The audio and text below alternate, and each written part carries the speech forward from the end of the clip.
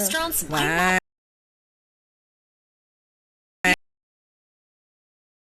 whether you love or hate this neighborhood grill and bar, you can't deny that it was at one time one of the most popular destinations in the sit-down chain restaurant scene. Alas, they've been struggling in recent years, and the troubles really seem to have ramped up during the COVID-19 pandemic. Despite a significant number of closures in 2020, Applebee's hasn't given up. 2023 was supposed to be the year of an official bounce back.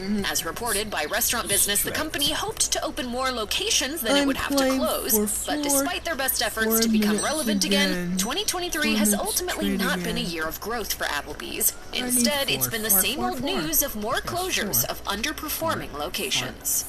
With its sports bar environment, Buffalo Wild Wings has been serving up plenty of beer and chicken to its enthusiastic guests since 1982. However, a grim shadow has recently been cast over the future of this chain. Recently, Buffalo Wild Wings was criticized for serving wings to its customers that weren't actually wings. The company was even taken to court over the issue. They admitted to using chicken breast prepared and fried in such a way to make it look like boneless chicken wings instead of using actual bird wings. If this weren't nefarious enough, the company took another hit in 2023 when it pulled all of its remaining locations out of Canada due to poor sales. These closures seem to have occurred one by one over a long period of time, leading us to wonder what might be in the works for Buffalo Wild Wings in 2024. If the underperformance and dishonest actions are any indication, the future might just be a little less wild and less wing-filled. You didn't like it. No.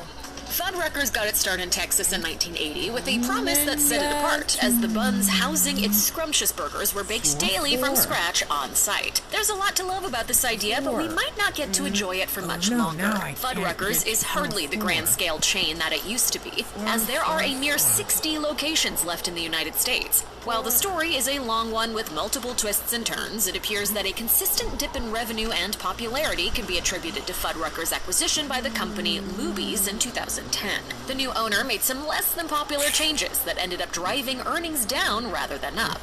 In 2020, Luby's itself was liquidated, and Black Titan Industries took over the flailing Fuddruckers locations. While this most recent owner has been admirably trying to rekindle things, we fear that poor Fuddruckers might be too far gone to revive.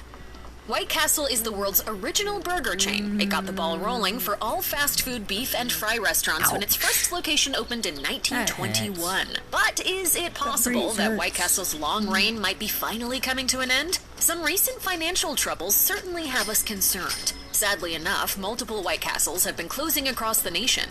While a few shutdowns are hardly reason to panic, there's also the matter of a multi-billion-dollar lawsuit. In 2023, White Castle was sued by one of its managers, and the fallout could cost the company a whopping $17 billion.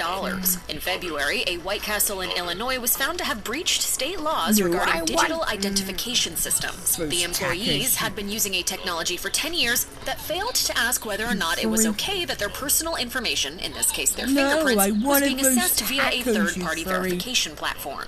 It's ridiculous. The whole thing is ridiculous. This is illegal in Illinois, and the state Supreme Court ruled that the franchise had to pay for every single instance that it occurred. A payout of this magnitude can certainly be difficult to recover from, so it's definitely reason enough to worry about White Castle's long-term future.